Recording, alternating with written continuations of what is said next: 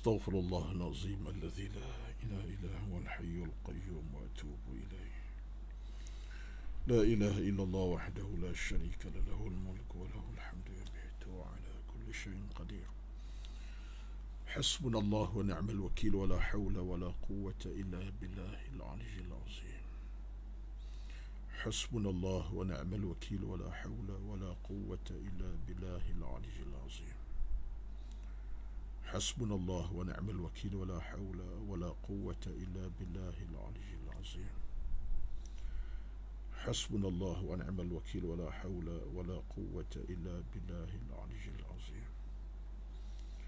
لا إله إلا أنت سبحانك إنا كنا من الظالمين. لا إله إلا أنت سبحانك إنا كنا من الظالمين. استغفر الله العظيم الذي لا إله إلا هو الحي القيوم وأتوب إليه، ولا حول ولا قوة إلا بالله العلي العظيم. اللهم صل وبارك على محمد وعلى آل سيدنا محمد وعلى آله إنك على كل شيء قدير. حسبنا الله ونعم الوكيل، ولا حول ولا قوة إلا بالله العلي العظيم.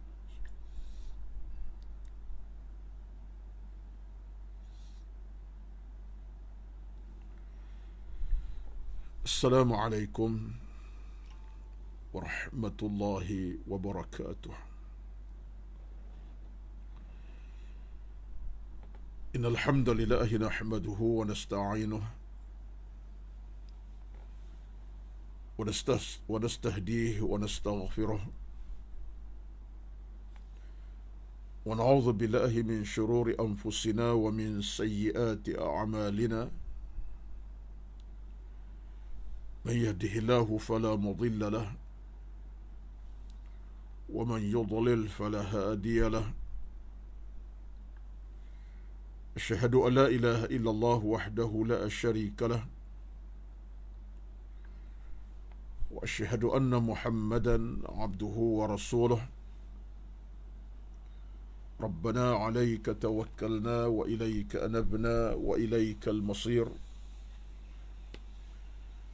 ربنا افتح بيننا وبين قومنا بالحق وأنت خير الفاتحين. بسم الله الذي لا يضر مع اسمه شيء في الأرض ولا في السماء، وهو السميع العليم. بسم الله الذي لا يضر مع اسمه شيء في الأرض ولا في السماء، وهو السميع العليم. نعوذ بكلمات الله التامات من شر ما خلق. اللهم إنا نعوذ بك من البرص والجنون والجذام ومن سيء الأسقام. اللهم إنا نعوذ بك من علم لا ينفع، ومن قلب لا يخشع، ومن نفس لا تشبع، ومن دعوة لا يستجاب لها. اللهم يا مقلب القلوب ثبت قلوبنا على طاعتك وعلى دينك. اللهم اكفنا بحلالك عن حرامك، وأغننا بفضلك عن من سواك. اللهم إنك عفو تحب العفو فاعف عنا. اللهم تقبل منا إنك أنت العليم الحكيم. اللهم إنا نسألك الهدى والتقى والعفاف والغنى، وزدنا ولا تنقصنا برحمتك يا أرحم الراحمين. اللهم رب اشرح لي صدري ويسر لي أمري، واحلل عقدة من لساني يفقه قولي يا رب العالمين. أما بعد، أعوذ بالله من الشيطان الرجيم. إن الذين قالوا ربنا الله ثم استقاموا تتنزل عليهم الملائكة ألا تخافوا ولا تحزنوا وأبشروا بالجنة التي كنتم توعدون. صدق الله العظيم. Yang dihormati, yang berbahagia, diraihkan pengurusi dan kuasa pengurusan Surau An-Nur fasa 3A dan seluruh dan kuasa pengurusan Surau An-Nur fasa 3A yang dirahmati Allah sekalian. Yang dihormati Tuan-tuan Imam, Tuan-tuan Bilal, surah An-Nur fasa 3A, dan yang dihormati dikasihi pastinya di kalangan para jamaah surau fasa Nur An-Nur fasa 3A Bandar Semang Selatan, dan seluruh yang hadir pada pagi ini yang dah mula bersama-sama dalam live online kita FB pada pagi ini. Alhamdulillah, mudah-mudahan perhimpunan kita pada pagi ini suatu perhimpunan walaupun secara jauh di alam maya tetapi dekat di hati kita masing-masing. Kan bicara kita ialah bicara iman, bicara kita bicara ilmu, bicara kita bicara amal salih, dan bicara kita bicara taqwa kepada Allah Subhanahu wa taala, yang kesemua itu merupakan bicara-bicara yang akan memberikan kita 1001 kebaikan yang tersirat. Sebab apa yang tersurat? Kan apa yang penting ialah kita ingin sama-sama melihat ke dalam diri masing-masing, di atas apapun kekurangan kita sebagai makhluk Allah, memang kurang banyak perkara. Kita ingin menambahkan lagi kekuatan hati dan jiwa kita supaya hidup ini sentiasa dihiasi dengan ilmu yang tak ada sudahnya, dihiasi dengan iman yang tak ada hujungnya, dihiasi dengan taqwa yang tiada penamatnya. Dia dihiasi dengan redha Allah Subhanahu wa taala yang menjadi utama, menjadi sebab utama dalam kita meraih apa yang dijanjikan Allah Subhanahu wa taala, iaitulah hidup yang dirahmati, diradai dan diberkati Allah Subhanahu wa taala.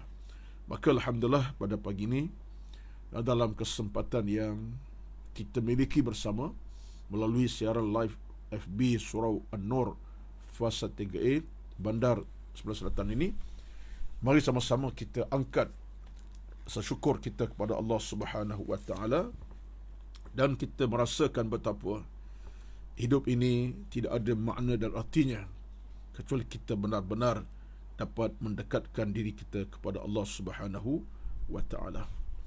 Di antara langkah bijak kita dalam hidup ini ialah kita sentiasa memperbanyakkan zikrullah. Ya, kerana Allah dalam Al-Quran Karim, ya ayyuhallazina amanu dzkurullaha zikran katsira. Allah minta kita, merintah kita supaya ingat kepada ingatan yang sebaik-baiknya. Dalam konteks beragama, tuan-tuan sekalian, zikir pada Allah ini dapat kita jemah dengan pelbagai perkara bentuk, ya. Di samping kita zikir dengan lidah, dengan lisan kita, melalui ucapan-ucapan zikir kita baca itulah la ilaha illallah, ke subhanallah, alhamdulillah, Allahu akbar, la haula wala quwwata illa billah, dan sebagainya. Zikir juga datang daripada konteks hati kita. Artinya zikir hati melalui niat kita ikhlas kepada Allah Subhanahu wa taala dalam bentuk apa amalan kita lakukan, dalam bentuk apa amal kita buat, ikhlas pada Allah. Kita solat subuh pagi ni kita ikhlas, kita dengar ceramah ilmu sekali ikhlas, kita bersedekah 10 sen pun ikhlas. Itu namakan zikir hati, sebab hati kita meletakkan kita dalam keadaan penuh insaf kepada Allah dan kita mengharap rahmat redha Allah Subhanahu wa taala. Itu zikir hati. Dan ini satu benda yang besar. Zikir hati ini penting sebab dia merupakan punca kepada keikhlasan, punca kepada kemuliaan iman dan amal kita. Jadi zikir hati termasuklah zikir anggota badan kita. Zikir anggota badan secara fizikal pun zikir. Kita pegang Quran, kita baca, kita melakukan amal sedekah jariah. Itu zikir dalam bentuk perbuatan. Amal kita secara konsisten kita lakukan. Tangan kita terbukti kita sedekah.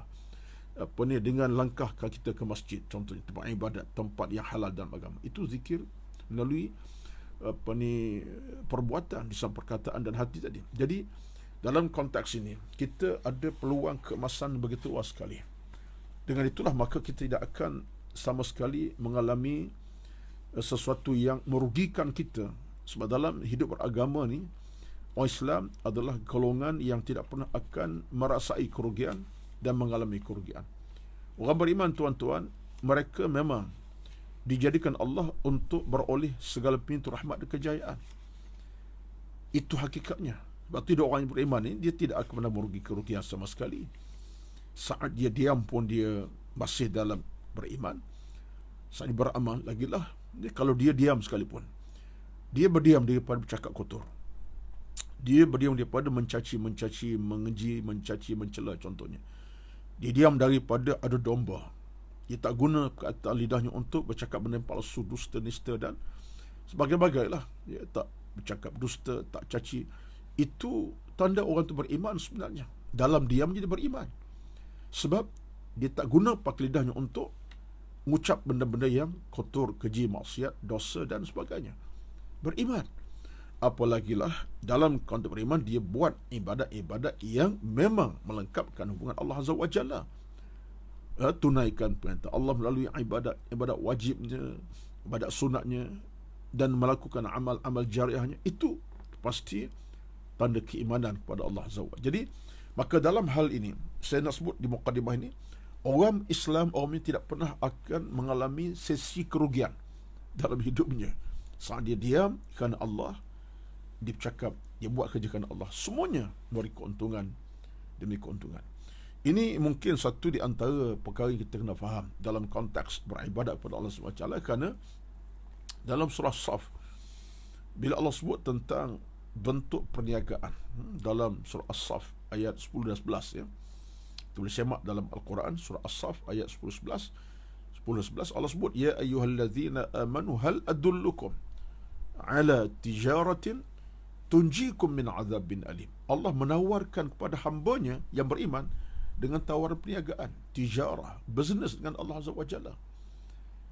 Arti satu tawaran yang menunjukkan peluang orang beriman untuk dapat pahala by cash daripada Allah Azza wa Jalla. Rahmat redha Allah SWT melalui keimanan kepada Allah.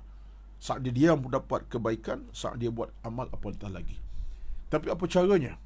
Tu'minuna billahi, beriman kepada Allah, wa rasulihi, kepada nabinya, wa tujahiduna fi sabilillahi bi amwalikum wa anfusikum. Dia berhabisan, berjuang malam siang, tenaga, harta benda di jalan Allah SWT. Dengan tenaganya, harta benda sekali di jalan Allah SWT.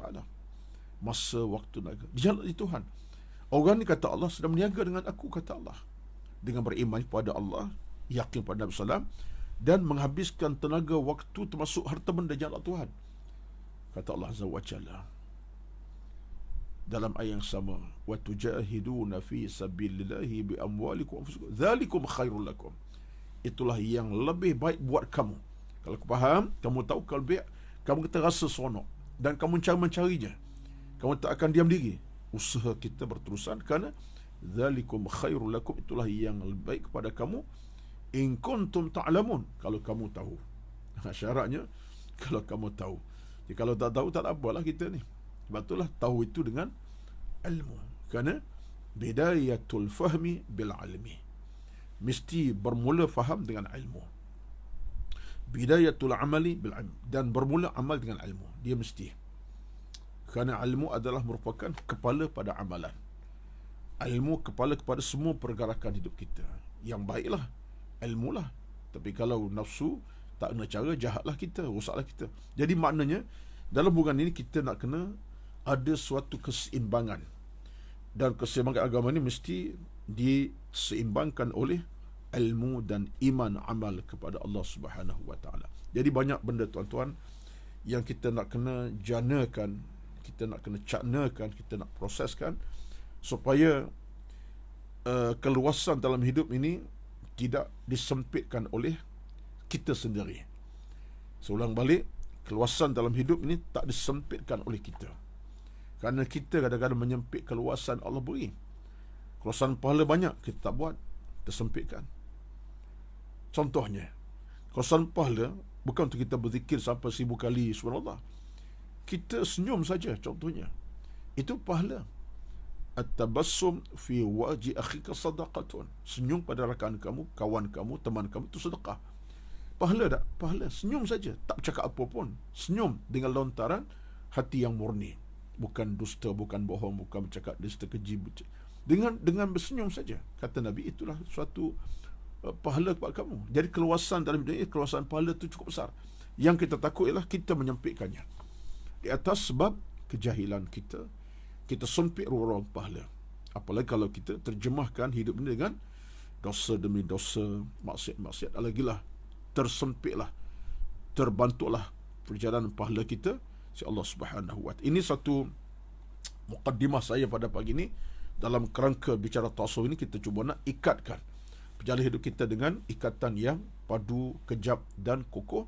Kerana ikatan yang padu, kejap, kokoh ini mesti dibina atas dasar ilmu yang betul, iman yang kental, amal yang ikhlas kepada Allah Subhanahu wa Ta'ala.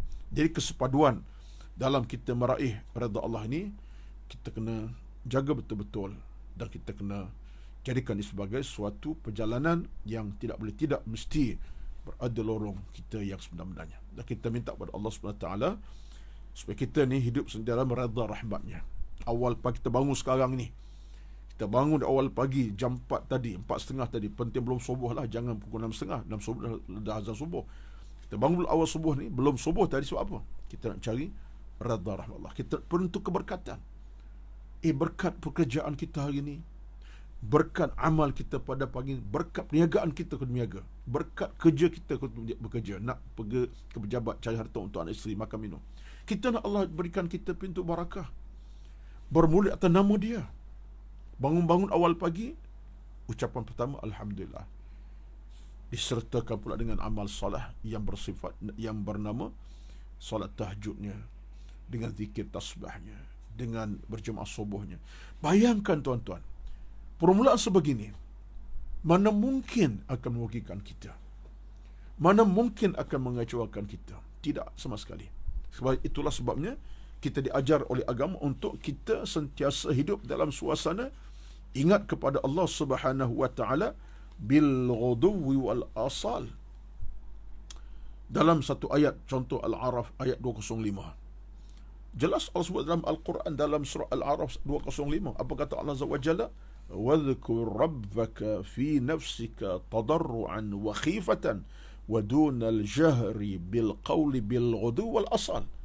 Allah sebut dalam ayatnya, kita kena ingat pada Allah, sebut nama Allah, zikirnya, tasbih, tahmid, dan buat amal ibadat dengan penuh khusyuk dan tenang. Dalam keadaan macam mana kata Allah? Pada masa bila? Bil-ghuduwi wal-asal, waktu pagi, petang, siang dan malam. Wala takun minal ghafilin, jangan kata Allah kamu berada dalam golongan orang-orang yang lalai, ghaflah, lupa, leka, cuai. Jangan kata Allah kamu masuk golongan yang al-ghafilin. Wala takun minal ghafilin, jangan kamu masuk dalam berada dalam golongan al-ghafilin, lalai, lupa, leka. Ini kita paling takut, kerana kelalaian, kelupaan ini sebenarnya telah mencatatkan seribu masalah kepada kita. Kelalaian itu daripada gangguan syaitan, kerana syaitan paling suka kalau kita hidup dalam suasana lalai dalam beragama, lupa dalam beribadat, lalai dalam jaga hukum hakam Allah, lupa dalam kita mencari pahala redha Allah. Syaitan paling suka sekali, kerana sifat syaitan memang begitu. Dia tidak akan berikan kita pintu keselamatan, tetapi diberikan kita pintu kerosakan, kebinasaan, kejahatan dan kemungkaran. Itu kerja syaitan. Mana mungkin syaitan tidak akan mengajak kita kepada keburukan, kejahatan. Itu kerja dia. Dalam Quran sebagai contohnya, dalam Al-Quran, kita perhati dalam ayat Al-An'am, ya, Allah sebut kepada kita, wa kadzalika ja'alna likulli nabiyyin aduwan syayatinal insi wal jinni. Allah cakap tentang kerasulan nabi-nabi ini. Ada ujian mendatang. Apa dia? Syaitan, daripada jin dan manusia. Syaitan sungguh-sungguh, syaitan manusia pun ada. Jadi dalam keadaan kita hidup ini, tuan-tuan, pasti syaitan tidak pernah menjanji kita kebaikan. Yang berlaku ialah dalam surah An-Nisa ayat 120, Allah kata apa? Wa ma ya'iduhumus syaitanu illa ghurura. Wa ma ya'iduhumus syaitanu illa ghurura. Kata Allah Azza wa Jalla, tidaklah syaitan itu akan menjanji kepada manusia itu dusta dan bohong. Ghurur, yang dijanji kepada kita dusta, bohong, baik dalam akhlak, percakapan, perbuatan dan amal kita.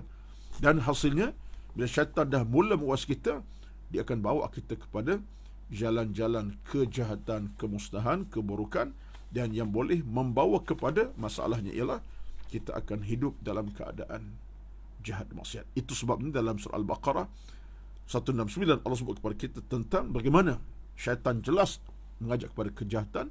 Al-Baqarah 169, innama ya'murukum bis-su'i wal fahsya'i. Sesungguhnya mereka itu, siapa tu? Syaitan lah, akan sentiasa mengajak kamu kepada as-su', kejahatan, wal fahsya', kemaksiatan dan keburukan. Itulah kerja syaitan. Dan bila hati kita dah dimasuki oleh kejahatan syaitan yang mengajak kepada as-su' wal fahsya', kejahatan, keburukan dalam surah Al-Baqarah 9 tadi, maka tuan-tuan, ini yang kita paling takut, yang kita paling bimbang. Kita kena sentiasa ada kekuatan untuk kita mengambil titik-titik keinsafan sebagai penangkal kepada perjalanan kita untuk kita meraih redha Allah, bukan murkanya, meraih rahmat Allah, bukan kemarahan Allah. Kita nak raih redha Allah, bukan azab saksanya, tidak. Jadi ini di antara perkara yang kita nak kena semak dan pada pagi ini saya nak bawa satu hadis Qudsi, al-hadis Qudsi yang disebutkan oleh Al-Imam Al-Ghazali. Antaranya ialah dalam hadis Qudsi, yaqulullah ta'ala, ya ibn Adam la takun mimman yuqassiru at-taubata wa yutawwilu al-amala wa yarju al-akhirata bighairi amalin. Tengok tuan-tuan, saya nak baca pada pagi, kalau tak sempurna lengkap semuanya, kita tangguhkan akan datang, minggu akan datang insya-Allah kita sampaikan apa yang kita boleh sampaikan dalam masa 40 minit pada pagi ini insya-Allah. Kita masih ada baki lagi masa sekitar dalam 20 minit ataupun kurang lebih 1 jam lagi. Tuan-tuan sekalian, dalam hadis Qudsi ini Allah SWT peringatkan kita. Hadis Qudsi ini kalau tengok dalam takrifan yang mudahnya apa dia?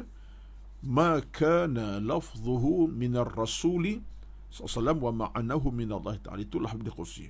Lafaznya perkataan daripada Nabi, tapi makna di sebalik lafaz itu daripada Allah Azza wa Jalla, wahyu Allah kepada Nabi. Itulah hadis Al-Qudsi. Baik, diriwayatkan oleh Imam Al-Ghazali, Allah berfirman kepada kita semua, ya bani Adam, wahai anak Adam. Kita lah tuan-tuan, ya, anak Adam tu kita lah, jangan apa orang lain. Wahai sekalian manusia, terjemah mudahnya, ya bani Adam, hei sekalian manusia. Bunyi cara lama sikit, hei sekalian manusia. Ya bani Adam, hei sekalian manusia, la takum mimman yuqassiru taubata. Jangan kamu menjadi orang yang mengenepikan taubat. Ini amaran Allah dalam hadis Qudsi kepada kita, la takun mimman yuqassiru taubata. Janganlah kamu jadi orang yang mengenepikan, memandang lekeh akan taubat. Jangan. Wa yutawwilul amala, dan jangan kamu jadi orang yang panjang angan-angan. Ya, angan-angan yang tak ada sudahnya. Asyik sama menyambung angan-angan yang tak kesampaian. Maksudnya keinginan-keinginan yang melampau lah. Kalau keinginan yang kadang kita dapat, alhamdulillah kita melampau. Nak kaya raya, nak menjadi orang yang hebat, kaya raya sampai barulah nak derma sedekah. Selagi tak kaya tak derma contohnya. Selagi tak kaya tak infak. Mengharap kekayaan. Dia bukan benda berlaku besok lusa tulat. Entah 10 tahun lagi belum tentu kita kaya. Jadi amal, cita-cita ni kadang angan tu melampau. Jangan kata, Allah kata, la wa yutal amal, jangan kamu jadi orang panjang angan-angan, wa yarjul akhirata bighairi amalin, dan jangan jadi manusia yang mengharapkan akhirat yang bahagia tapi tak beramal. Mengharap akhirat yang bahagia selepas mati di alam dalam kuburnya bahagia, alam mahsyar bahagia sampai syurga, tetapi bighairi amalin, tak ada amal. Malas beribadat, ya. Saya bercakap saya lah, tak nak beribadat. Hal-hal wajib sunat tak dikisahkan pun. Dilanggar batas agama, maksiat manjang. Tapi mengharapkan akhirat yang bahagia. Macam mana, tuan-tuan sekalian? Jadi, hal ini menarik. Allah ingatkan kita dengan peringatan untuk kebaikan kita. Ya bani Adam, hei manusia seluruhnya, la takum mimman yuqassiru taubat, jangan kamu jadi orang yang mengetepi taubat, yang pelekehkan taubat. Jangan. Betul, taubat ini tuan-tuan adalah jalan pulang kita secara langsung kepada Allah Azza wa Jalla. Bukan kita jalan pulang besok lusa. Sekarang ni pun. Bagi taubat sekarang, seolah sekarang kita benar-benar kepada Allah. Kita dosa banyak. Sekarang, pukul 6.55, kita berdoa, bertaubat, air mata tumpah. Kita sejadah lagi, contoh lepas subuh. Atau kita berzikir panjang-panjang, air mata tumpah, mohon keampunan. Atau dosa kita semalam ke, berapa lama yang lepas, kita seolah sedang balik pada Allah. Sekarang ni, jam sekarang, Allah sedia mengampunkan kesalahan kita. Sekalipun dosa kita itu umpama di lautan. Sekalipun dosa kita umpama di lautan, banyak sangat, tapi Allah tak akan ampunkan kita. Sifat Allah SWT ialah Ghafur Ar-Rahim. Al-Ghafur Rahim, Tuhan Maha Pengampun lagi Maha Penyayang. Jadi kalau kita ketepikan taubat, memandang enteng, sinis taubat, apalah taubat, tak payah segera-segera, tunggulah nanti. Silap tuan-tuan. Sebab para ulama kita berpandangan bahawa taubat ini sekarang benda wajib dan wajib disegerakan. Dia bukan wajib saja. At-taubatu wajibatun. Taubat itu wajib. Bukan wajib saja, disegerakan kepada amalnya. Itu barulah lengkap dinamakan taubat. Menangguh-nangguh tidak ada. Usahakan tangguh untuk bulan depan, tahun depan ke Mekahnya, hajinya. Tangguh besok pun tak boleh. Biarlah besoklah. Sebab aku ni ada peluang lagi. Contoh, tak boleh. Ya. Sebab dalam Quran Allah sebut kepada kita, wasari'u ila maghfiratin min rabbikum. Al-Imran, Allah sebut kepada kita bersegera. Al-musara'atu dengan al-mubadaratu, secara bersegera. Al-musara'ah, sara'a yusari'u musara'atan, segera. Jadi Allah sebut Al-Quran, wasari'u, bersegera. Bersegera apa tuan-tuan? Cepatlah. Kata Kelantan, laju-lajulah sikit, ya. Itu maksudnya lah. Laju bukan lagi laju, tapi kelajuan ke arah buat kebaikan segera melalui amal tadi. Kalau istighfar, segera istighfar. Kalau pahala, cari pahala segera dengan sedekah derma. Itu maknanya laju-laju, bukan lagi laju saja. Kelajuan dalam beramal. Jadi dalam agama kita, bila sebut istighfar ini ataupun taubat, itu mesti disegerakan. Allah titahkan kita, wasari'u ila maghfiratin min rabbikum. Segera kepada keampunan Tuhan kamu. Dalam ayat, qul ya ibadiyalladzina asrafu ala anfusihim la taqnatu min rahmatillah. Surah Az-Zumar ayat 53. Az-Zumar 53 Allah sebut. Dengan maksud yang jelas, kata Allah Azza wa Jalla, segera. Qul ya ibadiyalladzina asrafu ala anfusihim la taqnatu min rahmatillah. Hei, kata Allah kepada hamba-hambaku, kata Muhammad, hamba-hambaku yang banyak buat dosa, asrafu, cuai, tak jaga ibadat, buat kejahatan kepada aku, kata Allah, la taqnatu, jangan putus asa untuk balik pada rahmat Allah. Segera disegerakan. Jadi kata dalam hadis qudsi Allah sebut, la takun mimman yuqassir taubah. Jangan kamu jadi orang yang memandang enteng, mudah, perkecilkan taubat. Jangan. Taubat ni tuan-tuan, pintu keamanan yang paling besar sekali. Pintu keselamatan utama ialah taubat. Tanpa taubat kita akan hidup ke sana menderita selama-lamanya. Menderita.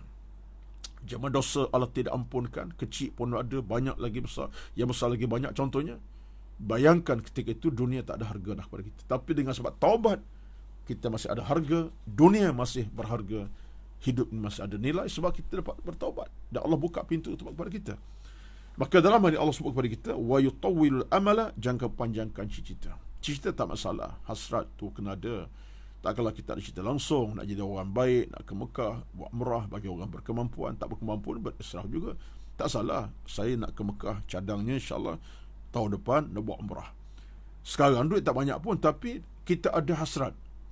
Mudah-mudahan cadang kita kita hasrat tadi Allah kabulkan dengan sikit kita menabung, dapat satu perjalanan umrah dalam harga, maka katalah 7-8 ribu contohnya, daripada kita menabung sebulan 200, sebulan 300, sebulan 50 ringgit contohnya.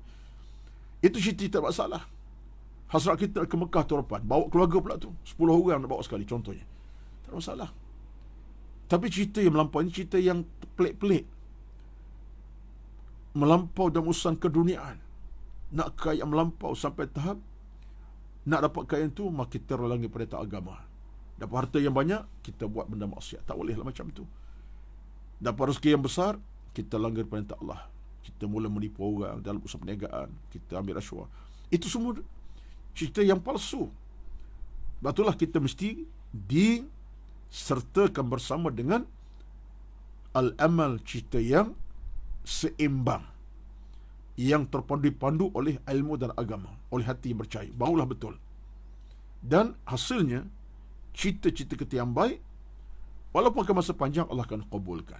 Tadi dah bagi contoh, cerita nak ke Mekah tahun depan dengan keluarga.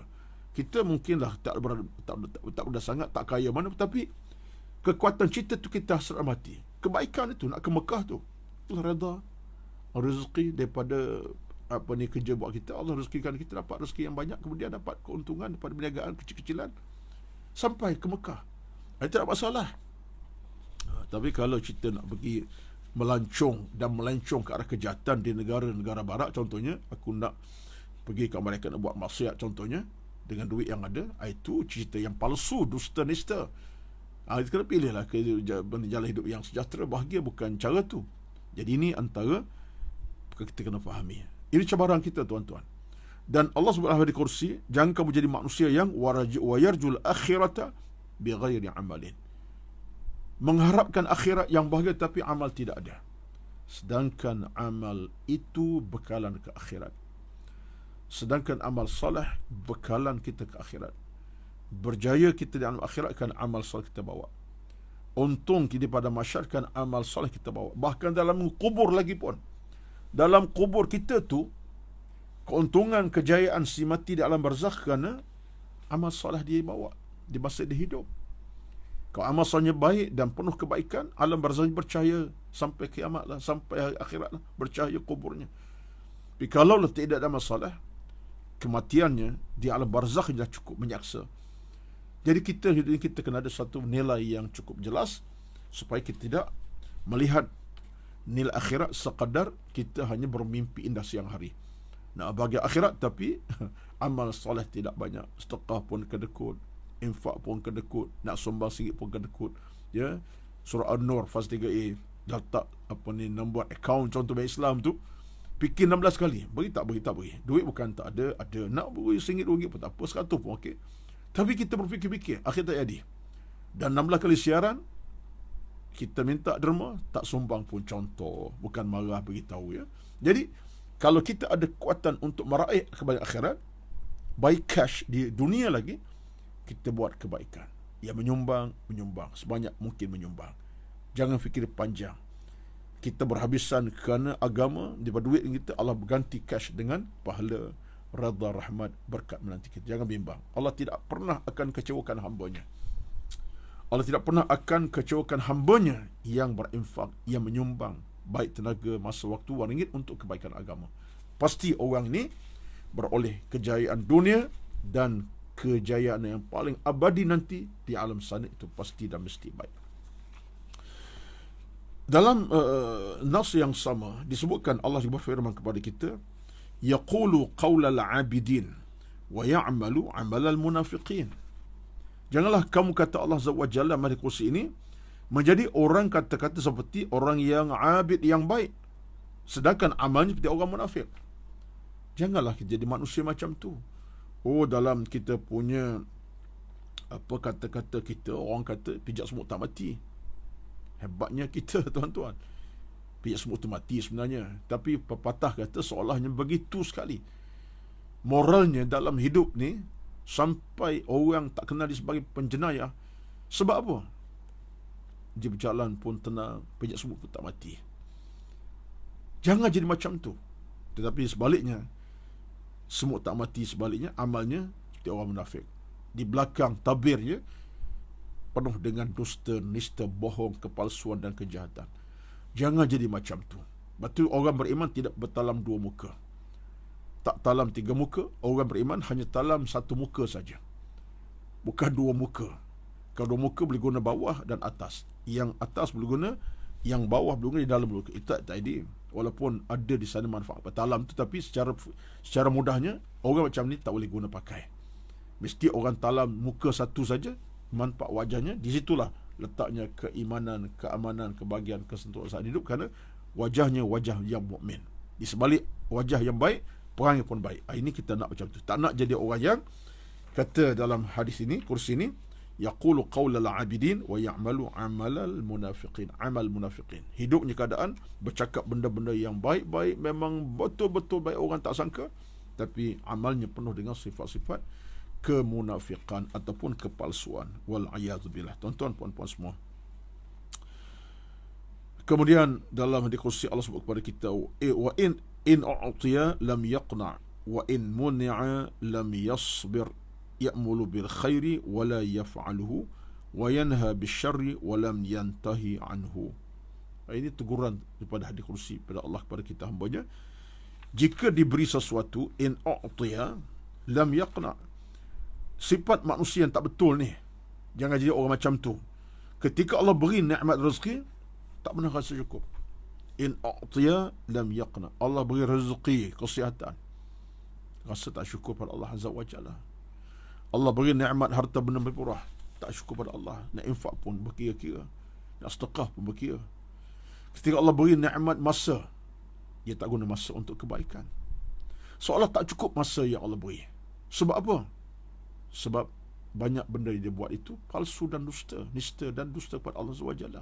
Masa kehabisan benda-benda maksiat, hidupnya penuh kemaksiatan. Jadi seolah Allah tak syukur dengan masa. Patut masa yang beri itu cukup. Di mana ruang untuk jaga solat, ruang untuk mengaji, ruang cari rezeki untuk anak isteri, ruang untuk santai berehat, ada sebenarnya. Tapi bila kita hidup keadaan dah kehilangan punca hidup, kata Allah, in u'tiya lam yaqna'. Jika diberi apa sekalipun, tak pernah cukup-cukup. Baik masa, tenaga, waktu, masuklah harta benda sekali. Ini ciri orang yang tidak sihat, tuan-tuan, ya. Ini bukan ciri orang baik. Ini ciri orang yang disebut Nabi sedang kursi, jela ya lam takun, la takun, jadi orang macam tu. Jangan jadi orang macam tu. Sifatnya Allah beri sesuatu tak pernah cukup. Wa in muni'a lam yasbir. Bila Allah SWT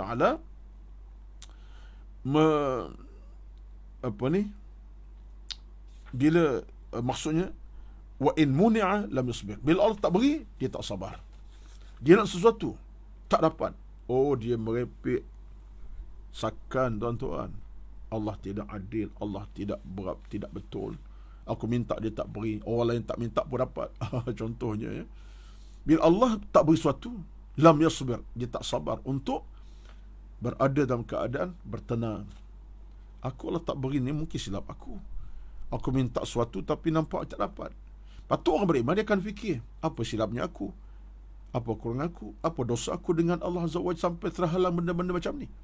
Ketika itulah dia akan tahu terhalangnya hal-hal kebaikan disebabkan oleh kesilapan kita sendiri. Bukan Allah tak nak beri. Sebab sifat Allah ini Tuhan yang Maha Rahman, pemurah, lagi Maha Penyayang, pemberi. Apa rezeki sekalipun, kesihatan, masa, tenaga, waktu, rezeki dunia, anak pinak, Allah akan beri. Bila Allah tarik rezeki pada kita, jangan sampai tahap kita merasakan Allah tidak adil. Orang macam ni, lam yasbir, tidak sabar, maka dia melakukan tomahan yang keji, palsu kepada Allah Azza wa Jalla. Itu kita minta Allah lindungkan kita. Mana mungkin seorang mukmin akan kata kepada Allah macam-macam, tidak adil, Allah ni zalim. Ya subhanallah, jangan. Ini bukan akhlak kita. Akhlak kita bila sampai tak Allah uji dengan nikmat yang banyak, sabar. Dan dengan Allah uji nikmat, syukur. Dapat nikmat, syukur dan syukur. Sikit pun banyak, sikit pun syukur, banyak pun syukur. Allah uji dengan kepayahan, kesakitan, nikmat yang tidak banyak contohnya, ataupun nikmat yang yang ditarik oleh Allah. Ketika Allah uji itu, syakara, kena syukur, kena sabar, minta maaf, kena sabar. Allah uji, sabar. Itu orang paling baik, dia sabar. Barulah kita hidup di suasana betul perjalanan kita kepada Allah Azza wa Jalla. Diberi nikmat, kita syukur. Diuji dengan kepayahan, kita sabar. Itulah hakikat seorang mukmin yang benar-benar beriman kepada Allah Subhanahu wa taala. Baik. Sikit lagi. Ya'muru bil khairi wa la yaf'aluh. Allah suruh kita buat benda baik tapi kita tak buat. Ini semua peringatan di kursi Tuhan betul-betul kena dengan kita, kena dengan saya. Allah perintah buat yang baik-baik, kita tak buat atas alasan penat, letih, malas, macam-macam, jahil pula. Benda yang terang berpahala, tapi kita gagal menekannya. Salahkan siapa? Sendiri yang salah. Sebab itulah kata Allah SWT, ya'mur bil khairi wa la yaf'aluh. Disuruh buat baik, dengan datangnya pahala menanti dia tak buat, abaikan. Wa yanha bisyarri wa lam yantahi anhu. Wa yanha bisyarri wa lam yantahi anhu. Dia dicegah daripada kejahatan, dia tak tinggal. Allah kata jangan buat, dia buat. Dia tak tinggal kejahatan tadi. Sepatutnya orang beriman yang selamat daripada Allah larang, dia pun tak buat. Allah tak suka, dia pun tak amalkan. Allah suka, dia buat. Ini ciri orang yang beriman. Jadi kata Allah Azza wa Jalla dalam hadis kursi ini, ada manusia yang pengen macam tu. Himan Adam, ada kalangan kamu yang disuruh dia tinggal kejahatan, dia tak tinggalkannya. Lam yantahi anhu, dia tidak tinggalkannya. Maksud dia masih buat benda-benda maksiat. Ini tidak menguntungkan kita. Hati kita makin sakit, jiwa kita makin lumpuh, akhlak kita makin merudum, dan hidup kita makin tak keruar lah. Ini kita paling takut sekali. Kemudian di akhirnya kata Allah Azza wa Jalla dalam hadis kursi, yuhibbus salihin wa laysa minhum wa yabghadul munafiqin wa hum minhum. Ada orang, kata Allah, jangan jadi manusia yang cinta orang soleh tapi tak bersama orang soleh. Cinta saja, tak nak ikut, tak peduli orang soleh. Adapun dia apa macam keadaannya, wa yabghadul munafiqin, dia benci orang munafik tapi dia bersama mereka. Bersama mereka, dia sudut amalnya, perbuatan. Jadi semua ini teguran-teguran yang saya kira perlu saya panjangkan nanti untuk kuliah akan datang di izin Allah minggu depan, insya-Allah. Mudah-mudahan teruskan Allah masa kita untuk bersama. Moga maka tuan-tuan, peringatan-peringatan pada pagi ini adalah kerangka kita untuk kita cek balik, semak balik, supaya ada check and balance dalam diri kita ini. Hal yang baik teruskan, yang buruk kita hentikan. Hal pahala kita amalkan, hal dosa kita tamatkan riwayatnya. Hal benda-benda yang elok agama suruh kita teruskan walaupun dalam ketihan kepayahan, tapi benda tidak elok kita tamatkan riwayat segera. Ini semua merupakan di antara perintah agama, perintah Allah Azza wa Jalla kepada kita, dan kita mesti tunduk kepada ketentuan Allah Subhanahu wa taala, sekalipun kita rasa susah, payah, macam mana pun perasaan kita, tidak, kita kena lawan kepayahan itu dengan kekuatan-kekuatan yang mudahkan kita. Amin. Bila itulah sekadar pertemuan kita pada pagi ini. Jom tuan-tuan, teruskanlah untuk menyumbang kepada Surah An-Nur Fasa 3A Bandar Semar Selatan, nombor akaun tertera dalam kadar kemampuan kita masing-masing. Ingatlah betapa rezeki takdir ini milik Allah Azza wa Jalla. Kalau kita menyumbang sikit sebanyak, ia akan memberkati kehidupan kita dan Allah akan rahmati kita. Kerana sedekah kita ni tuan-tuan pasti merupakan jalan-jalan kita untuk masuk syurga Allah dengan selamat sejahtera. Dan sedekah kita ni, kena ingat satu lagi, merupakan kafarah, merupakan satu cara kita untuk menghapuskan dosa-dosa yang kita lakukan. Kan itulah kata para ulama, orang yang rasa berdosa itu memang kita rasa lah kan, maka pastilah dia tidak akan sia-siakan amal untuk dia bersedekah, kerana setiap sedekah kita itu akan menghapuskan satu dosa kecil yang kita buat. Sebab itulah dalam satu hadis, dalam satu ayat hadis Rasulullah, Allah berfirman di kursi, Allah kata apa? Ya bani Adam, unfiqu alaik. Surah Imam Muslim. Wahai Adam, belanjakanlah, aku akan belanjakan kamu kemudian. Dengan apa? Rahmat dan sobat. Kalau kita belanja, habis segala-galanya yang kita miliki kerana agama, Allah ganti balik dengan belanjanya pahala, rada, rahmat. Itu hadis yang lepas dari Muslim. Wallahu a'lam. Itulah sekadar pertemuan kita pada pagi ini. Alhamdulillah, kita bertemu lagi insya-Allah minggu akan datang, jam yang sama 6:30 pagi. Moga-moga Allah permudahkan semua urusan kita, amal, ilmu dan kehidupan kita penuh rahmat barakah kepada Allah Subhanahu wa taala. Aqul qawli hadza, astaghfirullahal azim li wa lakum wa lisairil muslimin wal muslimat fastaghfiruhu ghafurur rahim. Wassalamualaikum, a'udzu billahi minasy syaithanir rajim. Bismillahirrahmanirrahim. Alhamdulillahi rabbil alamin. Wassalatu wassalamu ala sayyidina Muhammad wa ala alihi wa sahbihi ajma'in. Allahumma inna nas'aluka ridhaka wal jannah wa na'udzu bika min sakhatika wan nar. Allahumma innaka tuhibbul 'afwa fa'fu 'anna ya karim. Allahumma taqabbal minna rabbana taqabbal minna innaka antal wahhab la ilaha illa anta subhanaka inna kunna minadh dhalimin. Rabbana atina fid dunya hasanah wa fil akhirati hasanah wa qina adzaban nar. Wa sallallahu alaihi Muhammad walhamdulillahi rabbil alamin. Taqabbalallahu minkum. Assalamualaikum warahmatullahi wabarakatuh.